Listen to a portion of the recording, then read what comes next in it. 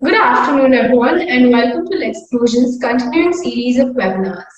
In today's session, we will be discussing the right to repair, a concept, and the Indian road ahead.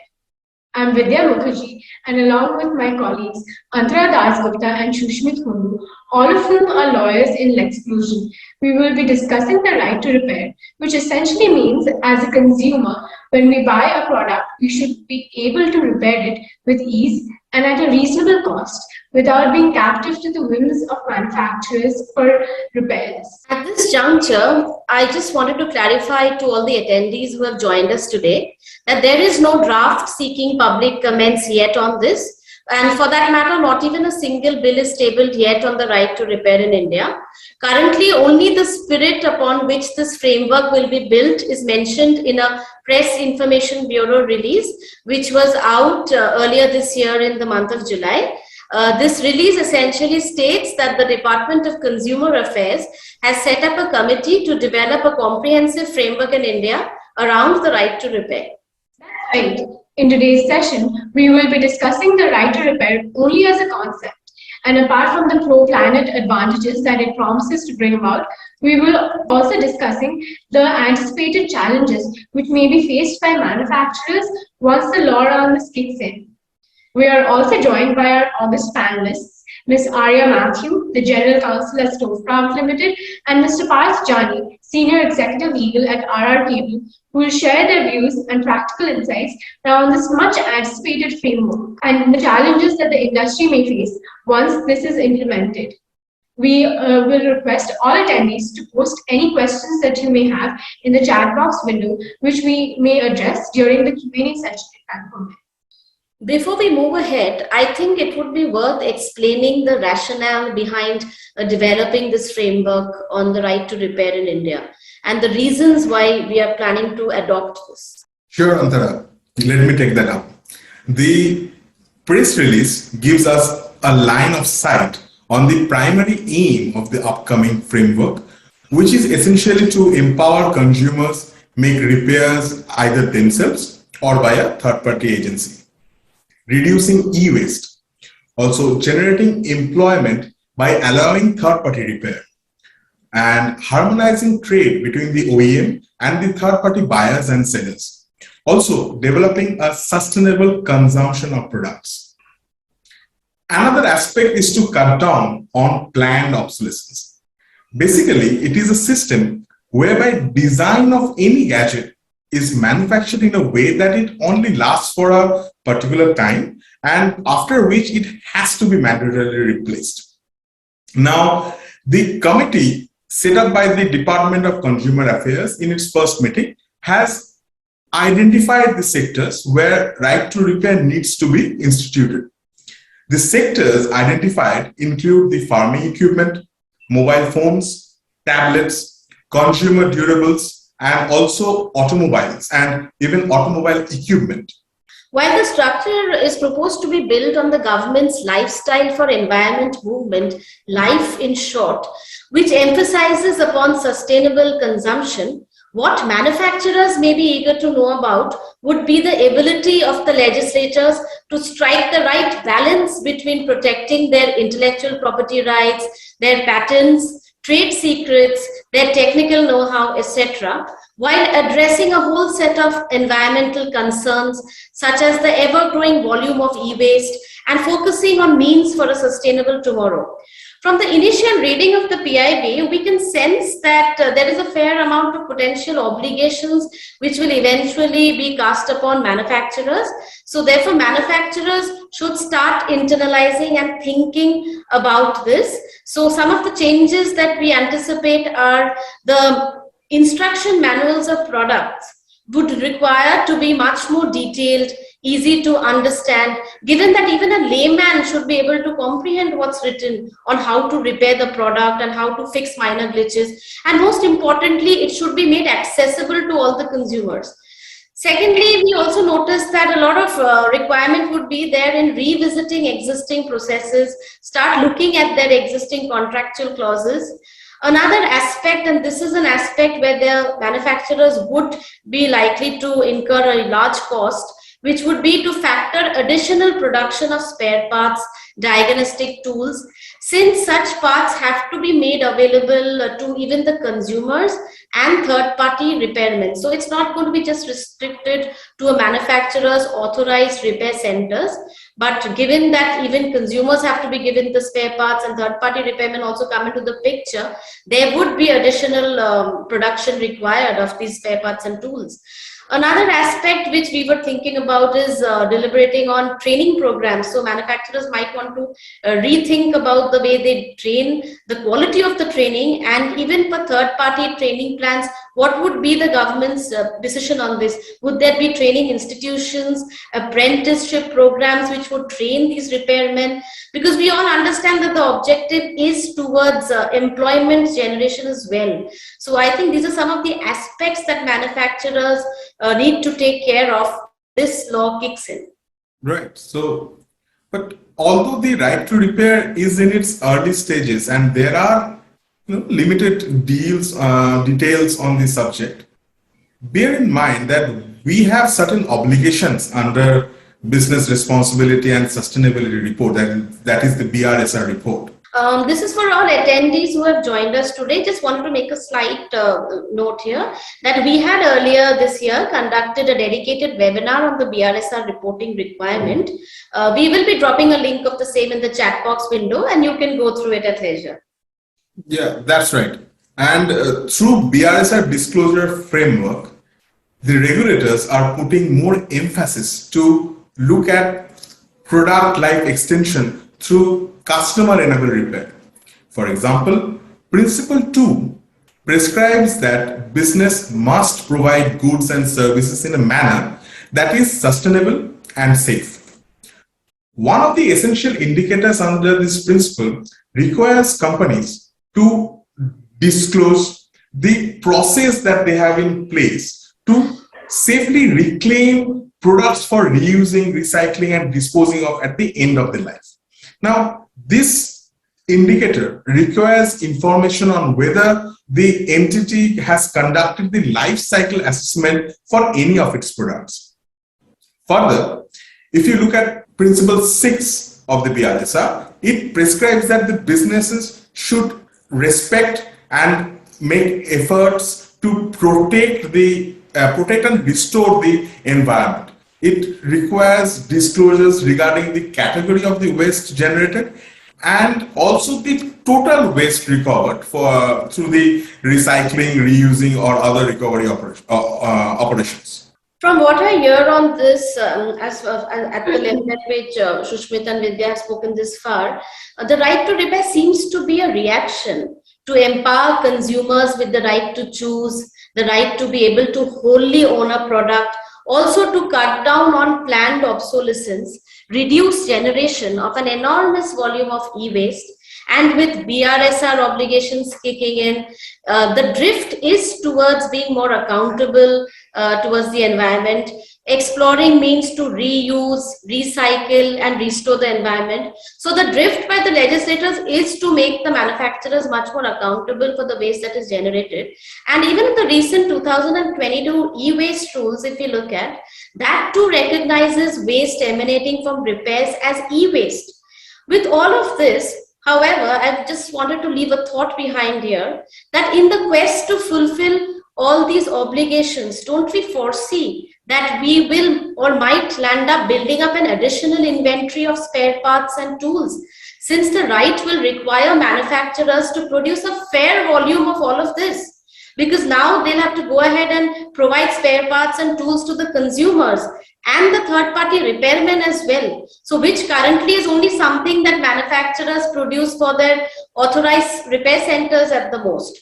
So the point I'm trying to make here is it would not lead to further increase in e-waste. What do you think? Given that all of the additional inventory which is manufactured may not be fully utilized. I agree with you. And I'd also just like to point out here, sustainability is in fact one of the main reasons behind the department's decision to formally recognize the right to repair under law. This right is not a new concept and has been a discussion for years now. The PIB release 2 that India has brought out, the government with the PIB that we have in front of us, also mentions that India would be adopting the international best practices, and it has actually cited names of some countries like the United States of America, the United Kingdom, and even countries in the European Union and Australia, where there are more evolved enactments on this subject, where the right to repair has been recognized as a legal right, and there is a framework in place. So Indian government is deciding to draw some inspiration from those enactments as well. It will be interesting to see which of those provisions we will adopt in the Indian scenario, keeping in mind the situation and other concerns that we face while firming up the law around the right to repair. Absolutely, Antara. In fact, these legislations would be a good starting point to get an idea about the various principles related to right to repair. In the United Kingdom, they have the Eco Design for Energy Related Products and Energy Information Regulation 2021. This regulation is primarily aimed towards right to repair in the consumer durable sector. It provides a list of requirements that the manufacturers must comply with to make the right to repair more accessible to the consumers. The manufacturers are required to provide all spare parts mentioned to professional repairmen for at least 10 years. Further, access to repair and maintenance of information is also something that they would have to provide to independent repairmen under this regime. This regulation also requires product designs to be made uniform and ensure conformity checks are undertaken in this connection. But I think that since this law is in its nascent stage, it will take some time for us to truly see the ramifications it might have. I believe that the United States have a more longer standing regime of right to repair. Right. So the United States, for example, has enacted Massachusetts Motor Vehicles Owners' Right to Repair Act in 2012. So this act applies to a motor vehicle manufacturer or manufacturer of motor vehicle equipment or even a motor vehicle dealer.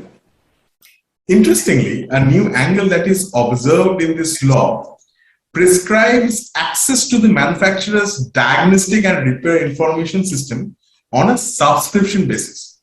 For example, depending upon how critical the repair work of a car would be, this subscription towards such repair can be taken on an hourly, daily, monthly, or even a yearly basis, keeping in mind that it has to be done at the cost and terms as compared with dealers or authorized repair facilities. Now, while this act is talking about motor vehicles only, for other electronic equipment, it would be worth exploring the provisions of the Fair Repair Act, which was recently enacted, this was passed in 2021 in New York. Here, the OEM are required to make diagnostic and repair information for digital electronic parts and equipments available to the independent repair providers and also the consumers, if such part and repair information are also available to OEM authorized repair providers. The main essence from the manufacturer perspective is to plan on the product design. The target should be to make the products durable as well as easier to repair. In case of a repair work, there must be a declaration on spare parts availability and even how long the spare parts will be available for. Well, while this would be too early to take a view on, especially when there's nothing more than the PIB release in India at the moment, I would like to draw everyone's attention to something which we saw, which is mentioned in the PIB release itself, and I'll quote, the parts and tools to service devices, including diagnostic tools, should be made available to third parties, including individuals, so that the product can be repaired if there are minor glitches. Would this therefore mean that for major and complex glitches, consumers will be able to reach out to the manufacturer's authorized service centers like they are even before this law kicks in? We will need to wait and watch whether problems which require repair are indexed basis criticality, and whether this aspect at all gets covered by the legislators in the anticipated bill. Although these right to repair legislations have cast several obligations on the manufacturers, we've noticed that the courts across the globe, for example, the United States, United Kingdom, Australia, have consistently upheld the intellectual property rights of a manufacturer by drawing a distinction between repair and reconstruction. If a product has a defect, it can only be repaired. The product cannot be changed to an extent that it either becomes a new thing altogether or is in direct conflict with the manufacturer's right. Say an exhaust pipe is found defective. The repairer cannot reverse engineer the exhaust pipe to make it something else, or even make changes to the IP protected parts of the exhaust pipe. Right. I think one of the major challenges that the manufacturers in these sectors, which Susmit mentioned earlier in the session, farming sector, automotive sector, mobile phones, consumer durables, etc., will face is to safeguard their proprietary rights, their trade secrets, and their IP rights. I'm sure we all recognize that a huge cost is incurred by manufacturers on product ideation, product invention, and innovation of any product which they launch in the market. So what is expected of the legislators here is to recognize these concerns and strike the right balance so that the IP rights are also protected and the intention, the legislative objective of this act is also probably, considered. I agree with you, Antara. In fact, safety and security issues aside, the patent, copyright, and other such intellectual property rights of the manufacturer are also at a potential risk. Additionally, manufacturers may potentially be held accountable for data breaches under different information and technology laws. In case of data breaches for independent repairers, it is difficult to ascertain whether at such a stage the manufacturers will still be held liable or not. So true. For example, Tesla has also fought against right to repair for years, stating that their cars are computers running on wheels and there is a huge threat of data security and cyber security. Now, their software uses data that includes personal data of the owner, which can be adversely affected if they allow repairs by consumers and third parties.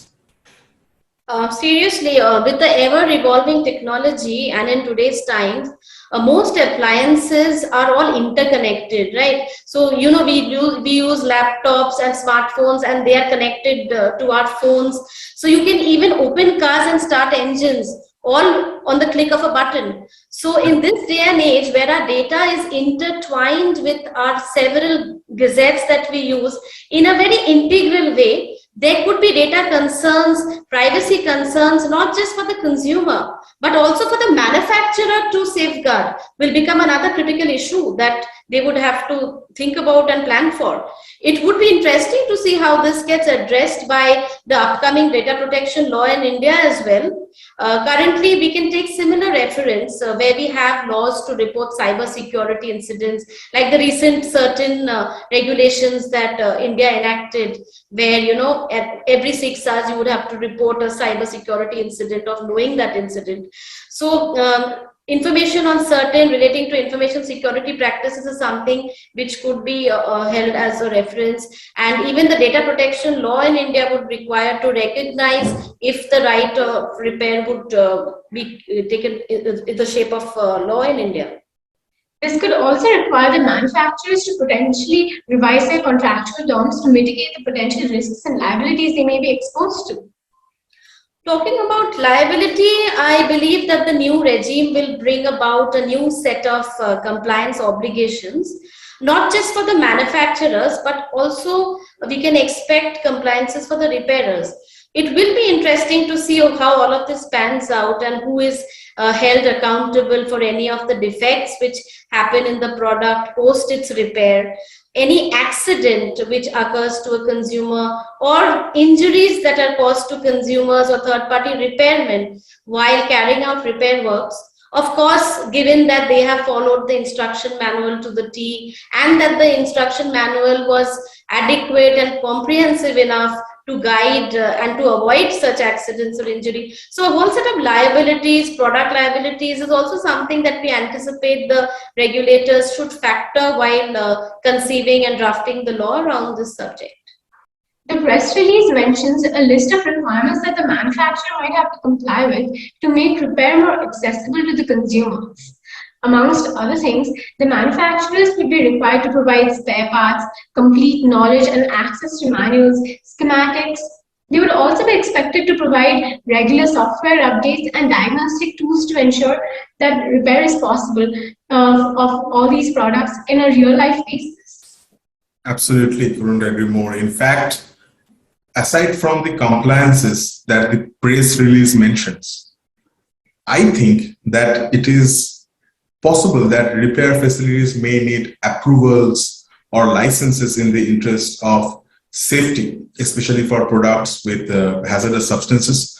For example, if we consider batteries or even refrigerant gases for used in refrigerators and also in air conditioners. I think that would also be true for some specialized tools for that manufacturers use to repair the products with, given the niche technical know-how that some of these tools require. In all of this, and in the spirit of the right to repair, we can also expect a set of specified products to be given a minimum shelf life, because as we spoke about, one aspect that this law wants to address is planned obsolescence. So a minimum shelf life durability would be some concerns which could come upon manufacturers, and they will have to also ensure availability of spare parts to repairers for a reasonable time frame. And I'm sure that the law, once it's shaping up or it's developing, there would be such prescriptions mentioned, because of course, as I mentioned, the aspect of a huge e-waste inventory getting built up, because most of this would not be utilized to its fullest. So these are some things that we can anticipate in the regulation that the legislators will recognize and cover for. And this requirement of keeping spare parts available for a reasonable time is also something which is in sync with the laws of the United Kingdom. Correct. And just to add a final thought, I think there may be a fair amount of requirement to maintain records and revisit the clauses of contractual obligations between the various parties. Thank you, Vidya and Susmit. With that, we would now move to the discussion with the panelists. I believe that the practical insights from the guest panelists who have joined us today would be extremely helpful in understanding the industry concerns around the right to repair. It gives me immense pleasure to welcome our first panelist, Ms. Arya Mathew, who is the General Counsel at Stovekraft Limited, manufacturer of the brands Pigeon, Gilmar, and Black & Decker. Arya is a seasoned legal professional and business strategist with broad expertise and executional experience of 16 plus years, spanning multiple industries into manufacturing, retail, FMCG, and consumer durable industries.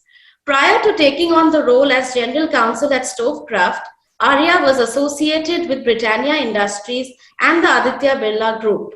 We are also joined by Mr. Parth Jani, who is the Senior Executive Legal at RR Kabel Limited. Parth has 8 plus years of rich experience in the manufacturing sector. Prior to joining RR Kabel, he was associated with other manufacturing organizations as well. Thank you, Arya and Parth, for joining us today. On behalf of Lexplosion, I would like to extend a very warm welcome to both of you. So Arya, we would like to hear your first reactions on the right to repair announcement. Thank you, Antara. So the repairs and fixings are not new to us. We Indians are globally known for our greatest problem solving and troubleshooting skills. But now a law like right to repair will have to be properly implemented in India, because India being a consumption economy and the sensitiveness the law is trying to bring, considering the needs of the Indian demography. So there are few things which I can, think quickly consider from a consumer perspective. One is the affordable repairs. So of course, without being captive to the whims of the original manufacturers, you can approach to any, service center nearby, or, you can do your own repairs. So this will help them to, do the repairs in a reasonable cost. And the quick access is another aspect which, easily you can access to the service centers. You don't have to wait for the authorized service center and be in the queues, to get your things repaired. Another aspect is that the cut down of the e-waste by expanding the lifespan of the product. So, of course, this is possible.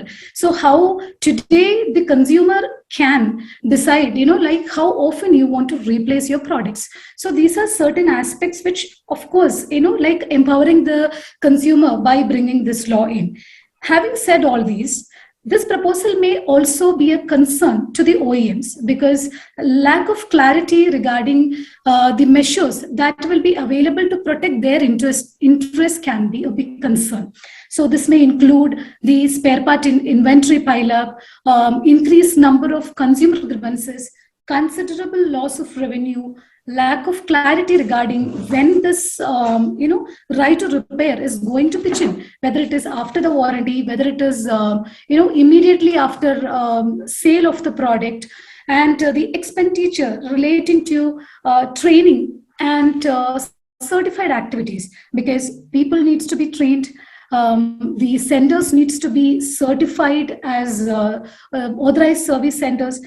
Even today, we know there are certain products which cannot be repaired by everybody. There is something called expertise, skilled people to do that in a controlled environment. So those things, so this expenditure, who will be incurring this expenditure for doing these certifications and trainings? These are some of the concerns.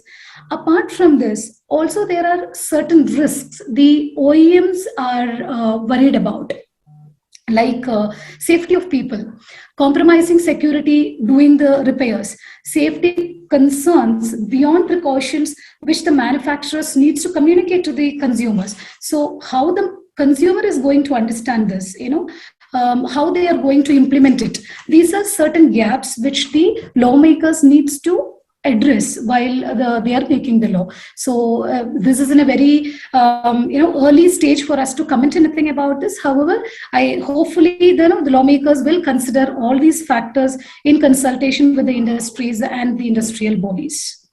So having said all these aspects, the right to repair action is in the right direction, because end of the day, all of us are consumers, so we all want to protect our rights. So that's it about my preliminary. Yeah. Thank you. Thank you for those valuable insights, Arya. Parth, it would be great to hear your views on this as well. Yeah, thank you. Thank you so much for this question. I think the term right to repair is now not a new term in India, particularly for the manufacturers. Although it is not a specific law in India, but in some of the cases, it's discussed about the scope of the right to repair. The Competition Commission of India highlighted in one of the cases in around 2014 that the right to repair can be implicitly observed in the definition of the consumer rights. So if we talk about the intent to bring right to repair law, there should be a balance between should be a balance of the responsibilities between the consumer, manufacturer, and the third party repairers. I strongly believe that the right to repair should be there, but the consumers and third-party repairers have to change their mindset towards the use of the genuine parts instead of the duplicate parts, so that the quality of the product should be maintained. Whereas genuine parts are easily available today as well, but the cost is the concern for the consumers. And due to that, many of the consumers are using duplicate parts instead of the original one. Let's take one example, which is a very basic, though effective to understand this very well. And I think most of the people come across this situation in their life. That is the mobile screen replacement when it's damaged. Everyone is aware that the original display of the mobile is costlier. Whereas when we go to the third party repairer, they are just suggesting us to use the duplicate one, which is a way cheaper than that of the original one. Although this does not resolve the issue and the mobile quality and performance get impacted, I believe. Instead of this, if everyone is starting using the genuine parts, then the life of the product surely will increase. Although it correlates with the technique of the repair and the skill of the person also, so that need to be looked into as well, as per my view. To summarize my initial thoughts, that if the right to repair is going to implement, consumers and third party repairers must change their mindset and need to discontinue using the duplicate part. Then and then only the intention of bringing this law would be a win-win situation for all. Yeah, that's my initial thought on the topic. Yeah, thanks, Parth. Thank you so much. So Arya, with right to repair coming into effect in future, we understand that it will impact the way you currently do your business and will need to do things differently. Could you give us an insight on what you may need to do differently in light of the upcoming regime? Vidya, if the question is like, what the change will be there in the way we do the business, I don't think so. Because adapting to any changing requirement is part of survival of the manufacturer. So this proposal is basically more focused approach towards decentralizing the repairs and the fixings part of your product. So as far as the consumer durable products is concerned, which we deal with, the warranty, the products are already under warranty for a considerable period of time, and the spare parts are easily available in the market. So apart from, there will be a insistence on us to manufacture more quantity of spare parts. Apart from that, I don't think there will be any change in the way we do the business. However, we will be forced to, along with the product manuals today we are doing, we will have to do the service manuals, the safety precautions, do's and don'ts, etc. So that's about it. Thank you so much for your insight. So Parth, I have a question that currently the IP information is residing just with you, your company, and your authorized service center. And from here, it may go beyond, since you may be required to make the user manuals available, make the spare parts available, etc. So as a manufacturer, would you be worried about losing your trade secrets or like proprietary information? Well, in my opinion, it challenges manufacturers' intellectual property rights if they are obliged to publish any blueprints or other manuals or software for their proprietary designs and all. When these details are available to the third party, then there are chances of misuse of IP, I believe. And the efforts done by the company to develop the same may be impacted. As a manufacturer, it takes a lot of efforts, time, and money to develop any product, software, design, or other process.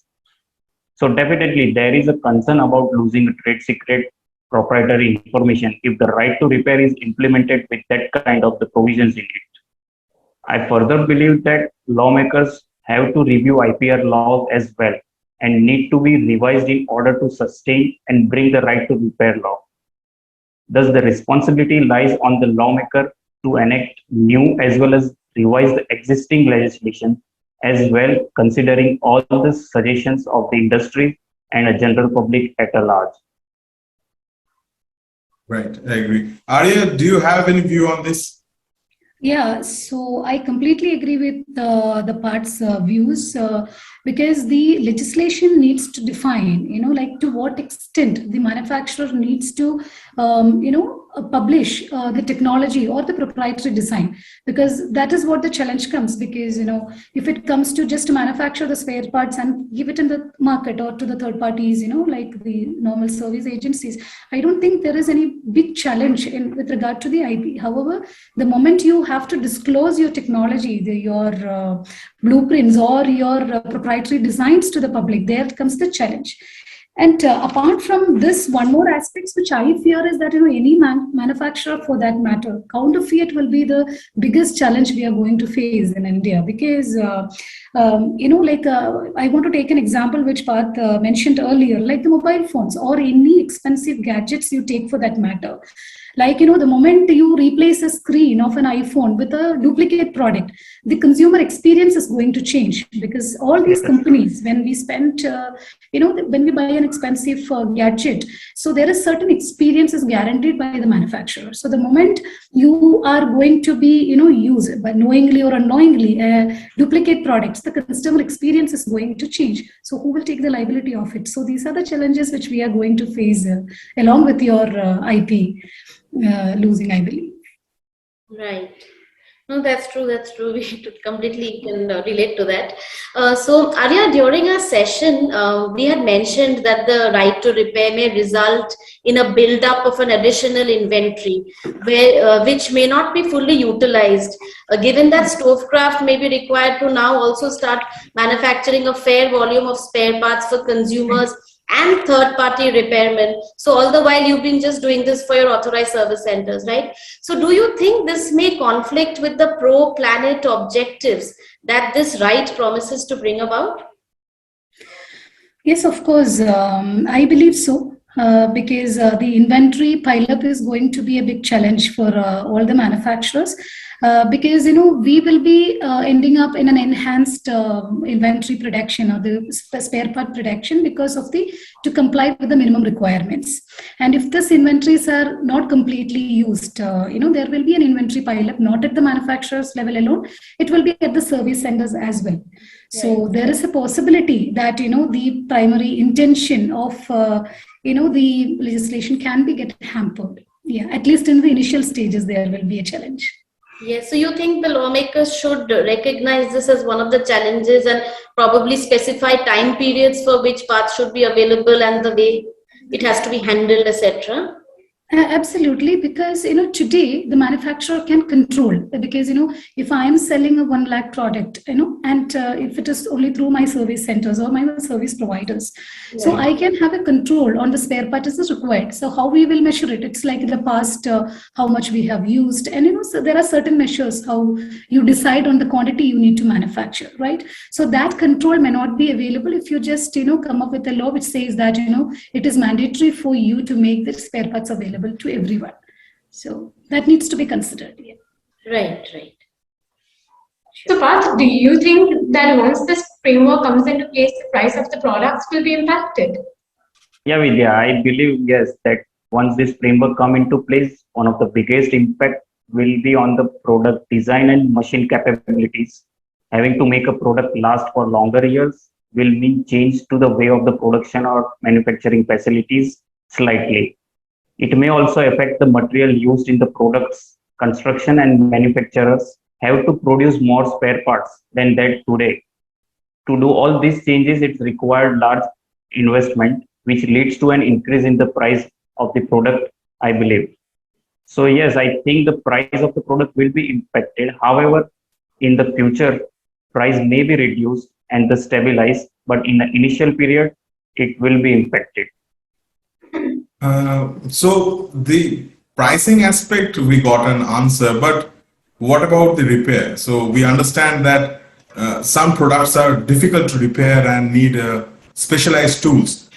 Apple, for example, needs some kind of screws for especially that for their iPhones. So Parth, how do you envision to empower independent repair facilities and the consumers to train them on repairing the products safely? Well, my first reaction to this question is that it's little bit difficult to train to consumers or independent repair facility on repairing of the product, because the companies, while repairing through their service centers, have a quality check on the repairing activities, spare use, and the skill set of the repairer. However, when this will be done by the customers or third-party repairers, there may be a chance that the repairs are not done appropriately and the device malfunctions or rather get damaged. So that is also difficult to monitor whether third-party repairers followed SOP issued by the manufacturer or not. There should be some sort of certification like thing that the third-party repairers followed all SOP and used genuine parts only to repair the product, and the quality of the product does not get impacted adversely. So at initial stage, it looks like not easy to train consumers and independent repairer facility. However, continued effort should be made by the manufacturers by providing video tutorials to repair the products, and they can do workshop to train the consumers and third party repairers on how to repair particular products and so on. Before ending this answer, I would like to draw some attention here that even if third party repairer follows SOP and use the genuine parts, still if the product gets damaged or malfunction after repair, then who will be held responsible? That is a big question to decide. That also need to be looked while framing the legislation. Arya, do you have anything to add to this? Yeah, so I agree with Pat, what he said, and I strongly believe that the repairs and troubleshooting you need to keep separately, because you cannot generalize everything. So troubleshooting, yes, of course, we can assist by videos in giving assistance or the manuals to the consumers. However, when it comes to repairs, yes, of course, there is something called expertise, and everything cannot be done by everyone. So who will give that training? Who will do the certifications? All these things are still a big question which need to be addressed. So according to me, I believe there should be some exemptions and exceptions under the law for what can be comes under the repairs, and what can be as a troubleshooting and the minor access which we have to give to the consumers. Arya, just to belabor on this point, how do you foresee to change your manuals? Like say today you might be giving instruction manuals along with your electronic durable products. So to what extent you think that you'll have to introduce new annexures, new descriptive ways of people to easily understand how to fix a minor glitch? So any thoughts on how you would structure that internally in your organization? See, Antara, I cannot comment on it today because, none of us thought about it, to be frank. But if you ask me, it's not an easy task, because today what product manual you have is like how to use it, right? Right. How the functionality will be, how to use it, Right. like maybe in some cases, some electronic goods, it will be do's and don'ts. That's it. But the moment you allow the customer to repair it, or the third party service centers to repair it, then it has to be a extensive one wherein you will say Yes. like how to repair, and the tools, who will provide them the tools, if at all. See, for example, you take automobile industry. See, if you have the automatic cars, if any of your cars the computer system get wrong, right? So then you have to go to the authorized service center. They will have a specific scanning mechanism, right? They scan it and identify, like you go to a doctor, right? Certain things you have to go to a specialized doctor. Everybody cannot treat you. I think it's like that. So it will be a task which we will have to undergo, if at all we have to give that support to the customers to repair each product. There will be a change which undergo, the manuals has to go undergo a change. Sure. Yes. Right. Automatic cars and intertwined technologies, exciting times. And like earlier I discussed about Tesla cars and how like they are describing it like cars with computers running on wheels, and but they also have their associated threat related to the cybersecurity and data security. But we have also heard reports of cars burning up, phones exploding, etc. Even in controlled environments, especially given that the products of today are this complicated, and if mishandled, it can be clearly of a great risk to the repairers. So, Parth, do you see this as a product liability? So, Smith, in my view, it is not a product liability. product liability, I feels that the liability of manufacturer or trader incurs for producing or selling faulty products. If consumer does not follow the guidelines for the use of particular product, that may lead to this kind of incidents, which cannot be termed as the product liability, I believe. However, we can take one example, a recent example, that the Tesla has recently recalled more than 10,000 cars from the Australia over a dangerous power steering fault. In that case, we can say that it's product liability if anything has happened before the recall of the whole batch of that cars. Rather, I'm little bit worried about that car burning, phone exploding, and like incidents may increase when repairing will be done by the customers or third-party repairers, and it may also impact if unskilled people carry out their own repairs, which may lead to injury to both themselves and to the product as well. Absolutely. User safety is paramount in this regard. Yes. Coming to another set where we'll want to hear insights from both our panelists. And this is a question which Arya, you could take up first if you want to. We anticipate that the bill will be introduced shortly. And, given that PIB has laid the foundation and sowed the seeds, what are your top two industry concerns that you would want addressed in the legislation? Yeah. So at this stage, more than a concern, I think we will be keenly watching the space to understand what are the exemptions and exceptions granted to the OEMs, and the liability of the manufacturers under the law. Yeah. Right. Parth, your views on this? Yeah, I would like to raise two concerns regarding. First is that how IPR should be protected from the misuse. That is a big question for the software and other industries, software and hardware industries. And how will industry assure that the third-party repairers will maintain the quality of the repair and standard of the repairs?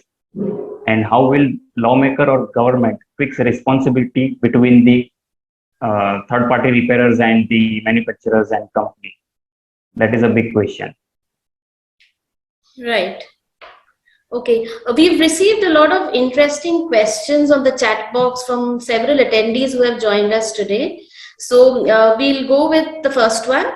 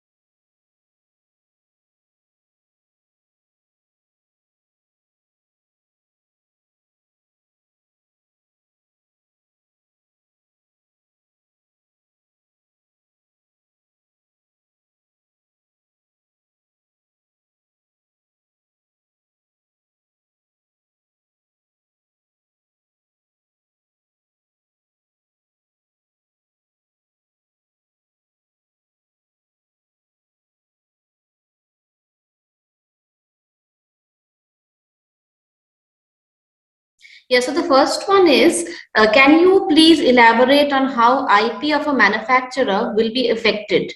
So either Arya or Parth, if you would like to address that. So I think we already discussed about this, right? Because today we don't know what are the technology or the blueprints or the designs, what we need to disclose to the consumers, like when you give an access to the consumer for doing the repair cell, for training the third-party service centers to equip them to do the repairings. So to what extent that disclosure not aware today? So it all depends on that. So there will be a threat to the IP data which we need to share with the consumer. So I think that will be a worry for the. I think this we already discussed about this. Thank you, Arya. So the next question is, till the product is under warranty, the repair is provided for free by the seller.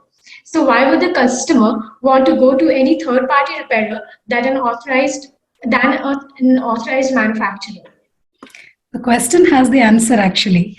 So this is what like we are also deliberating on it, because when there is a warranty which is provided by the manufacturer, so there is no, I mean, like, that can create a lot of confusion. So ideally, the right to repair, that should happen after the warranty period, because when there is a warranty which is provided by the manufacturer, so this has to pitch in after the warranty period. So that is what we hope will be clear in the law when it comes. Thank you. Yes, here I want to add something.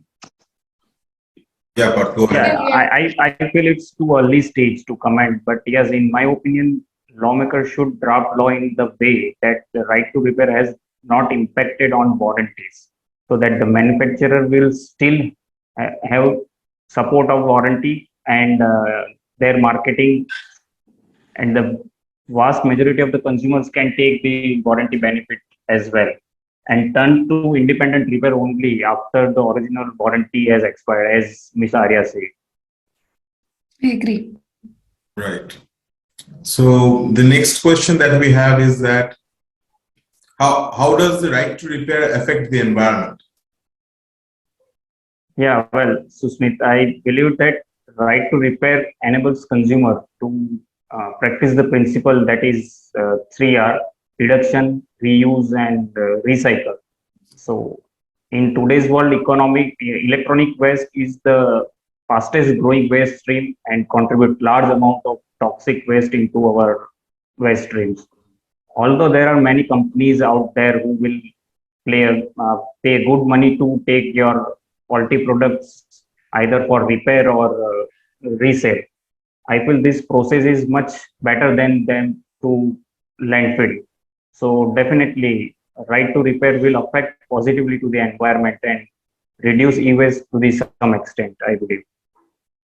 Yeah, there's this very interesting question which has come in, is that, is there any indication to when the right to repair will become a law in India? Any line of sight that whether existing laws would be amended or there would be a fresh enactment altogether? Well, I think it's difficult to say when the draft notification is likely to be out, but yes, you have informed at the starting of the session that Department of Consumer Affairs had set up a committee and their first meeting held in the month of July, and I think they have identified the sectors too. So on that basis, I feel that it will be notified very soon. Right. And I think it will be a new enactment, as I already said earlier, that the lawmaker have to review IPR laws and I think Consumer Protection Act as well in order to sustain and bring the right to repair law. Thus, the lawmaker have to enact a new law and revise existing law as well, so that any contradiction between the two different laws can be avoided. So that is my view. Right. And even given that the new data privacy bill has just been shared today, from our side, we can anticipate sometime in the second half of 2023 or early 2024, because we've seen news about the data protection bill coming out today. So that's something I think it's left to see, and with time we'll get to know when that unfolds. Another interesting question has come in is, will this also include medical equipments? I'll take this question, but I don't think that clarity is there today. So the proposal in the skeleton initial thing, it is only 4 industries as mentioned, 4 products basically. So I don't think as on today the clarity is there whether the medical equipments is included in this. Right, but then again in the PIB there is a mention that it would include these sectors. So if we go with the definition of the word include, it's possible, and this would only be easier to comment once the bill or draft is completely out, that with the word inclusive we can anticipate, because with a lot of petitions on including it abroad, at least for ventilators and other medical equipment, where for minor technical instances even hospital technicians should be able to repair it. So from that perspective, I think we should wait for the law because the word include is there. So I think it should stretch typically beyond these identified sectors, but I think it's difficult to take a hard stand on it presently. I absolutely agree with Andhra because, the committee themselves realized, like the initial proposal from that, they require a lot of iterations. So I think it will evolve in the meantime. Yeah. Right. There's another one which has come in. Is there a possibility of escalation of consequential damages due to the enactment of this act? See, what is the consequential damages? Is it the product liability part is the question? No, that is not clarified, Arya, to that extent. And for some, we would need to reach out because some of the questions that we've got here require further clarity.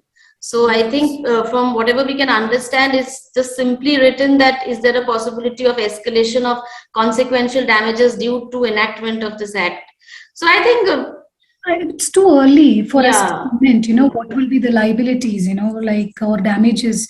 So I think it's too early for us to comment about that. Right.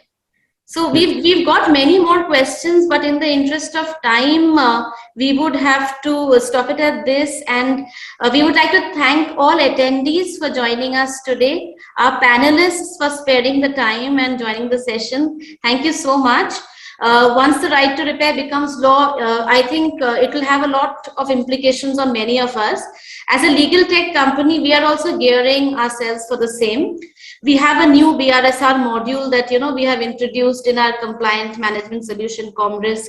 We have a tool Comtract, which is our contract management solution, which is something that also we are contemplating to probably change and update with this framework. In fact, we are also bringing in sensitization programs and training programs which will be available in one of our tools called ComCert. So to get in touch, you can get in touch with us to know more about these. As of now, signing out on behalf of Lexplosion. Everyone have a great weekend ahead. Thank you so much for joining the session today. Thank you. Thank you. Thank you all. Thank you. Thank you.